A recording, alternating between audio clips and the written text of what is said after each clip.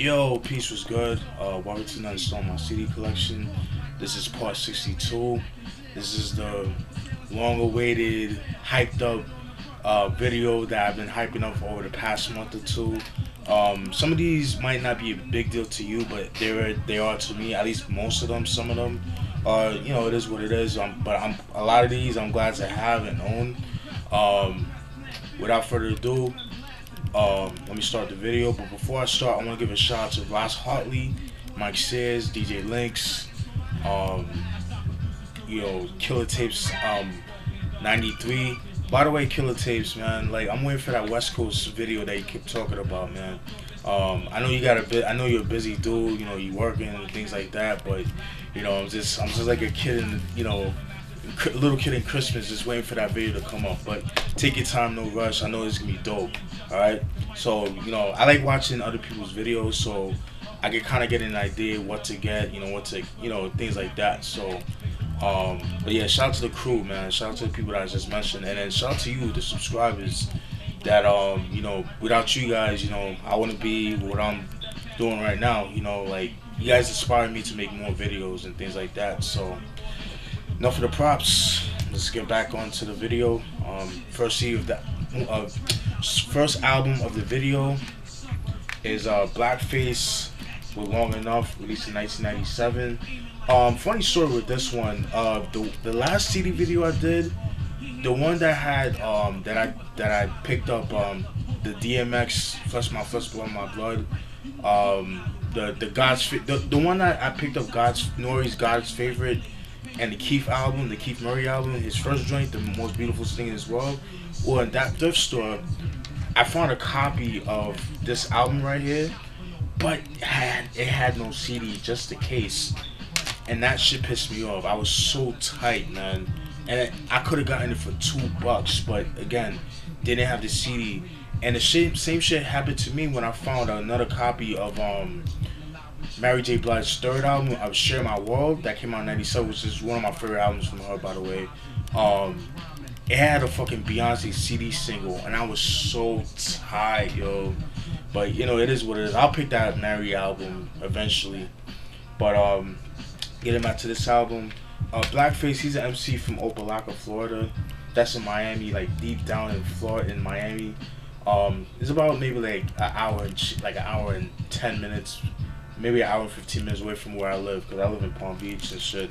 But getting back to this is not like the typical down south hip hop. This is more in the vein of like, more like boom bap-ish kind of.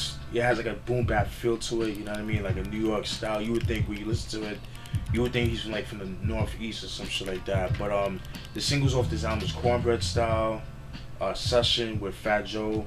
That was produced by Showbiz of DITC. Shout out to Showbiz. And Cream. Those are the singles off the album. Blackface, Long Enough, released in 1997. I'm gonna get a lot of shit for this, but I don't care. I'm glad to own it. Nas with Nastradamus. This is his fourth album. This was released in 1999. Same year as Nas I Am, which I need to get my hands on. I do have the CD. But I don't have the case. I lost the case when I moved down here. But I'm gonna eventually pick it up. Everybody knows about this album. This is the album that everybody loves to hate. My opinion, I feel like is a bit underrated. It's not his best album, but definitely has some dope shit.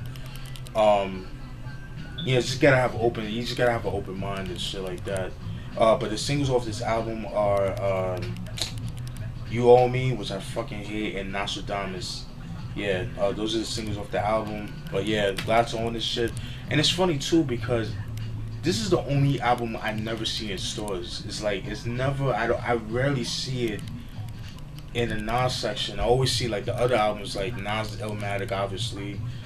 It Was Written, I Am. Every once in a while you see I Am. Still Matic, you see every once in a while. God's Son, I see a lot. Street Disciples. Hip Hop Is Dead, the Nigga album, which I can't stand.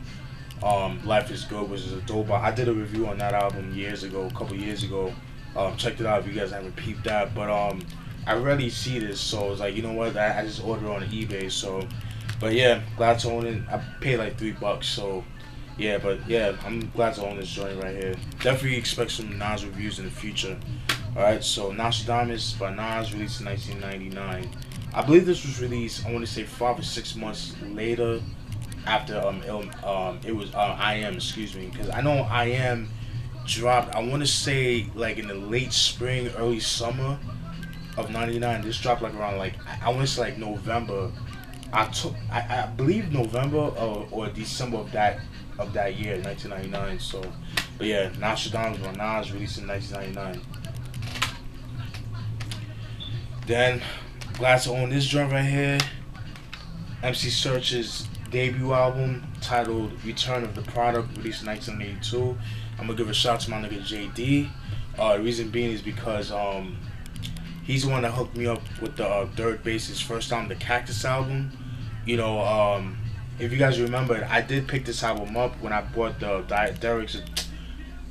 Derelicts of Dialects album, which came with the MC Serch album, but it didn't have a booklet, so I gave him a trade. I gave him that copy of the MC Serch for the Third Base album.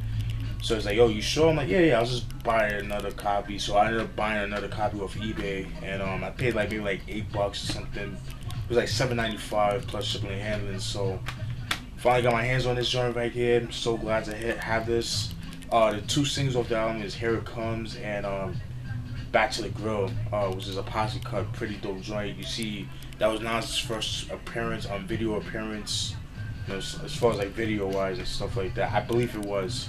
But yeah, glad to own this joint right here. I rarely hear people talk about this album. Very underrated if you ask me. But MC Serch, Return of the Product. He does have another album called Many Lives, I think it's called, but it was from like 1994. But he only released it digitally. I would like to have a physical of that. It's just joints that he made around around 93, 94 that never came out, never saw the light of day.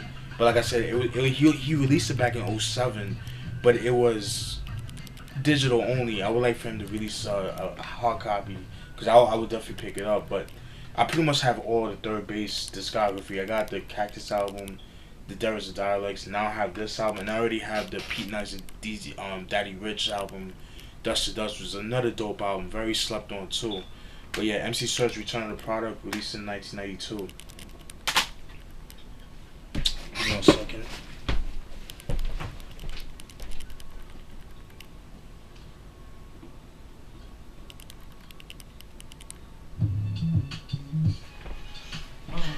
Yeah. Alright. Next album is Souls of Mischief with their second album, No Man's Land, released in 1995. I'm glad to own this album right here. This is an album I rarely hear people talk about, even especially some of my hieroglyphic fans. Like, a lot of people claim it. Well, I don't want to say that. Let me not say that, but a lot of people, you know, they love Souls of Mischief, particularly for their 1993 album, 93 to Infinity. But I rarely hear people talk about this album. You know, I think it's a dope album. The singles off this album, I believe, are Rocker Like That, and I want to say You Don't Stop was a single as well. I'm not sure, but yeah, glad to own this joint right here. Kind of hard to find, but I got another joint I bought off eBay. Glad to own it. It's a lot more darker compared to 93 Till Infinity. You know, they delve into a lot more like conspiracy theories and that kind of thing, you know, compared to the first time. The first time was like more lighthearted, like kind of like not happy, but like lighthearted, kind of like battle-oriented rhymes, kind of like in the strength of a Tribe Called Quest, Farside, like that kind of vein.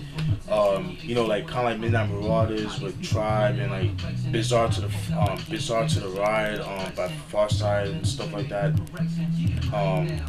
Yeah, but I'm glad to own this joint right here. Like I said, a lot more darker compared to the first album. But yeah, very dope. Glad to own it. No Man's Land by Souls of Mischief, released in 1995. Underrated if you ask me. Then I want to give a shout out to my dude Adam from North Carolina. It's the same dude that hooked me up with the album, The Disposable Heroes of Hypocrisy, that I showed you guys about. Well, long and behold, it's kind of related. They're kind of related to the next group I'm gonna show you, and it's Spearhead with Home. This was released in 1994. Michael Franti being the lead rapper of both groups, including Spearhead. Disposable Heroes of Hypocrisy. They only came out with 2 albums, from what I understand. Like that sounds like more industrial. You know, it's kind of like reminiscent of like Public Enemy sound wise with Bomb Squad, but a lot more complex, if that makes sense. Not to downplay Public Enemy or anything like that, but it's a lot more experimental and things like that, as far as like samples and things of that nature. And it's kind of like a mixture of like Public Enemy and Professor Griff, like his style, you know what I mean, like Michael Franti, to say the least. So like I said, they came out with 2 albums, then they broke up, and then Michael Franti, came out with Spearhead. The singles off this album is Hole in the Bucket. This album is like more organic, and what I mean by organic is like when they use live instrumentations.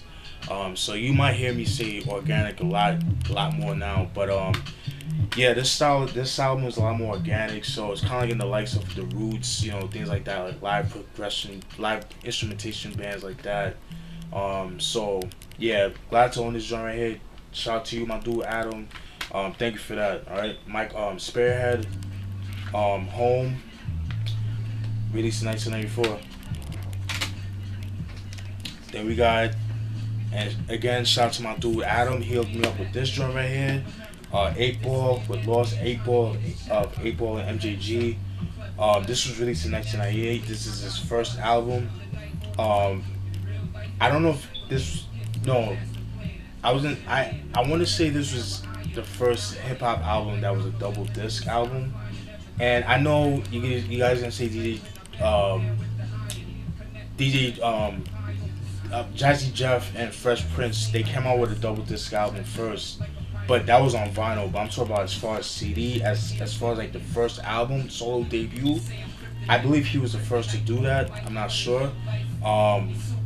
The singles this album was known for is My Homeboy's Girlfriend, Pure Uncut, featuring Master P, Silk the Shocker, Mystical, and Psychodrama, which is pretty dope.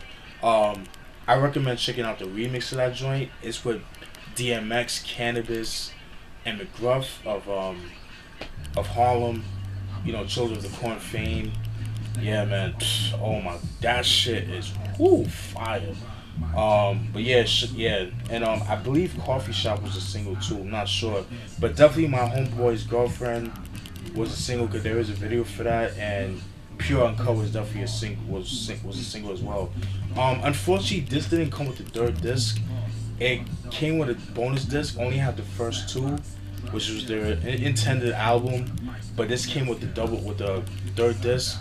So I might just end up buying another copy. But I want to give a shout out to you, dude, Adam. Much appreciated. Glad to own this joint right here. I eventually have to get some Eightball and MJG albums, especially like the first album, like the Coming Out Hard, The Outside Looking In. But those goes for a little money. They're a little not expensive, but not cheap either.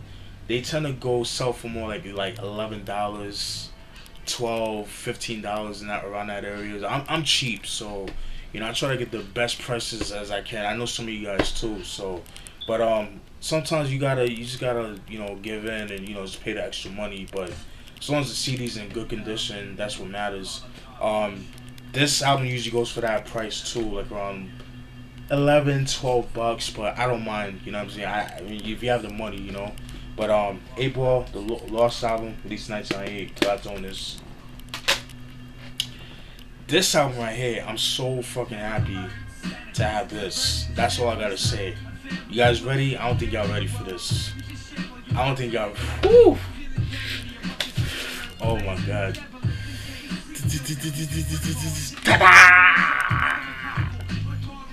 Ganksta with his second album, Psychic Thoughts, released in 1993. You guys might know who he is. I've mentioned him before.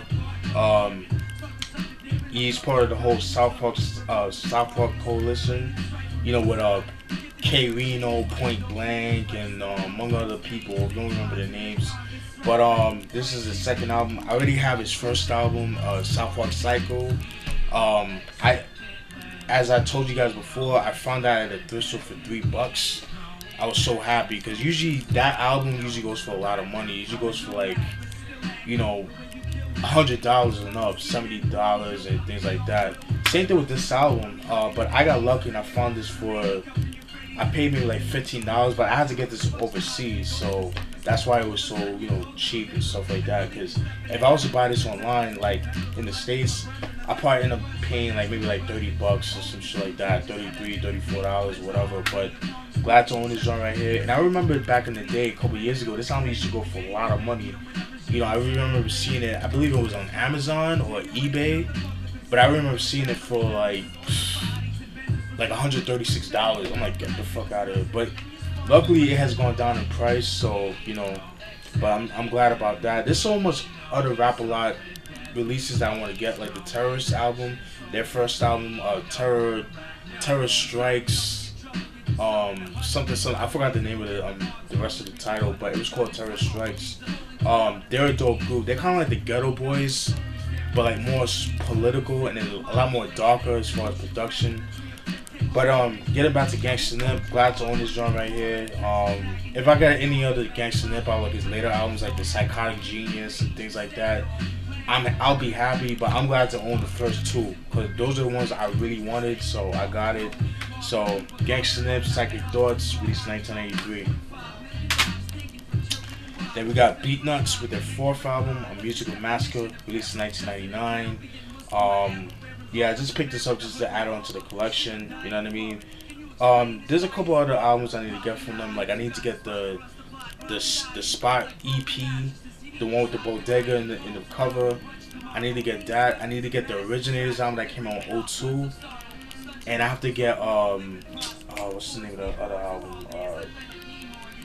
Like the unreleased joints, the UFO files that came out, I think, off Traffic Records. I don't remember the record label that it came from, or No Sleep. I think it came off of No Sleep, but they get my hands on that. But that goes for a little bit of money.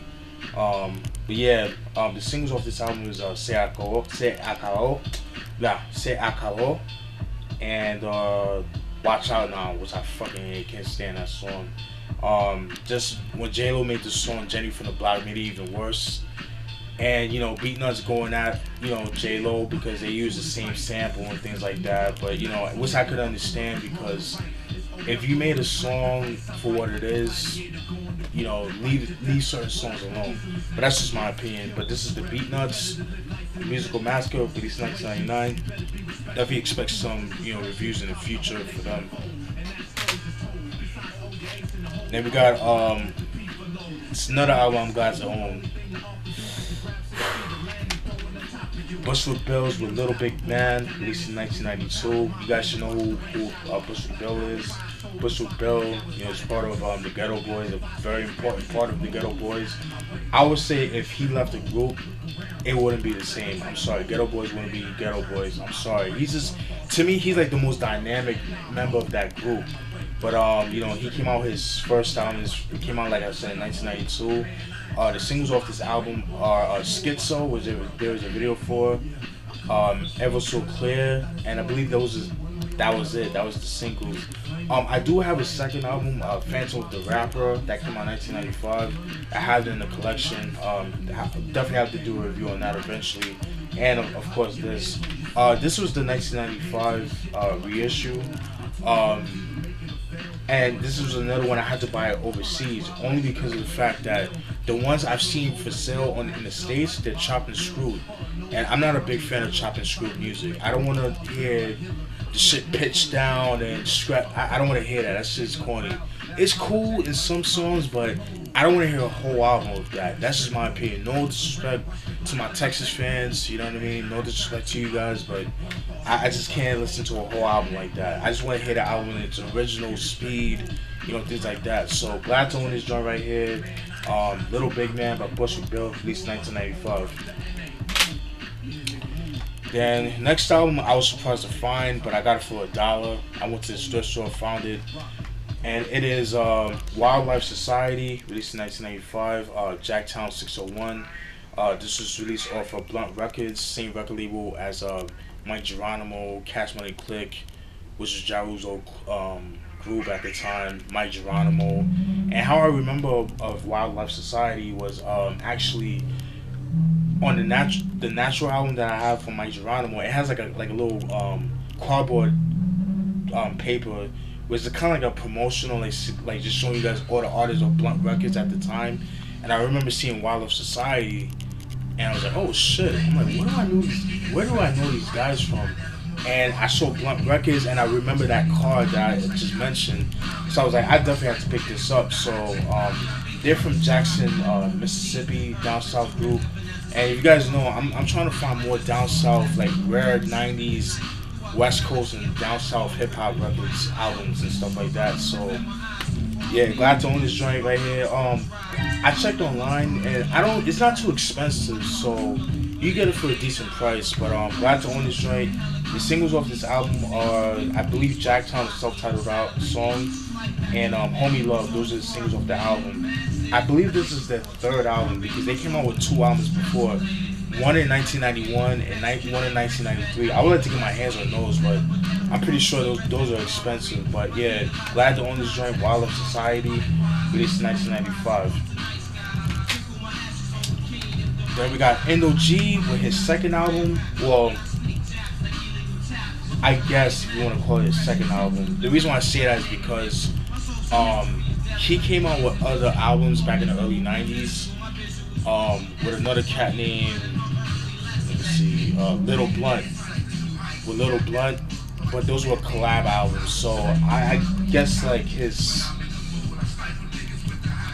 second solo album, I guess, I don't know. But Indo G at one point used to be affiliated with 3 6 Mafia at one point. But what got him kicked him out of the group was because he made a song with a former 3 6 Mafia associate. It was either Player Fly or Kingpin Skinny Pimp. And you know, they got kicked out of the group after like the 90s, like the mid 90s, like around 96, 97. And you know, they made several diss songs towards 3 6 Mafia. And he collaborated with one of the artists. I forgot who it was. I think it's either, like I said, Player Fly or Kingpin Skinny Pimp, and that's what got him kicked out of the group. It's kind of like, yo, you a traitor, like how you sleeping with the enemy, that kind of thing. So that's what got him kicked out. And he made an album called Angel Dust, which I didn't get my hands on. That's the only album that he did with 3 6 Mafia, but that goes for a little bit of money. But definitely need to get my hands on that. So I'll get it eventually if I see it for a good price. But then I found this again from the same thrift store that I found the Jacktown album. And yeah, man, it's pretty decent. It's not bad. It's not Angel Dust, but you know, it's pretty cool. This came out in 2000. It's called Live and Learn by Indo G and the Ghetto Troopers. So yeah, released in 2000. Next album is Brownstone, with their first album From the Bottom Up, released in 1994. This is a group from LA. They were affiliated with Michael Jackson at one point. They were signed under his record label called Michael Jackson MJJ Music. Yeah, that was the record label that they were under. The singles off this album, I believe, are I Can't Tell You Why, Past 11. I want to say If You Love Me, Sometimes Dancing. There was a couple of singles off this album. I don't remember, but yeah, I'm glad to own this genre. It's pretty good, you know, typical 90s R&B, which I fucking love. I love 90s R&B as well as 80s. I love R&B from the 90s.